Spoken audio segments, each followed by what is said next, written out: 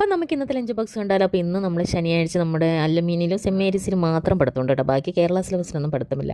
അപ്പോൾ പിള്ളേർക്ക് രാവിലെ ലോട്ടിയുടെ ചൊക്കോപ്പൈ വെച്ചിട്ടുണ്ടായിരുന്നു കേട്ടോ. ഇത് നമുക്ക് ഒരാൾ തന്നതാണ് കേട്ടോ.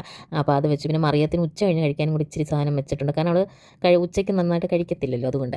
അപ്പം ഞാൻ ആബിദിന് ചോറ് വെച്ചു, മറിയത്തിന് ഓർക്കാതെ അങ്ങ് ചോറിട്ട്. ഈ ചോറ് വിളമ്പുന്ന സമയത്ത് അടുത്ത് വന്ന് നിൽപ്പുണ്ട് നമ്മുടെ കുഞ്ഞിക്കുരിപ്പ് കേട്ടോ. അപ്പോൾ അവൾക്ക് ഞാൻ കുട്ടി ദോശ ഉണ്ടാക്കി വെച്ചിട്ടുണ്ടായിരുന്നു കേട്ടോ. അപ്പോൾ അതിട്ട് കൊടുത്ത് പിന്നെ ചോറ് തിരിച്ചെടുത്തിട്ട് അപ്പോൾ അതിനകത്ത് 1, 2 ഒക്കെ ഉള്ള ലെറ്റേഴ്സിൻ്റെ ദോശയൊക്കെ ചുട്ടിട്ടുണ്ടായിരുന്നു. അപ്പോൾ അടുത്ത് വന്നിരുന്ന് അതെല്ലാം നോക്കുകയാണ്. പിന്നെ ഓരോ കഷ്ണം മീനും വറുത്തത് വെച്ചു. പിന്നെ ആബിദിന് ചമ്മന്തിപ്പൊടിയും വെച്ചു. പിന്നെ ആബിദിന് ഒഴിച്ചേറിയിട്ട് മോരാണ് കൊടുത്തു വിട്ടത്.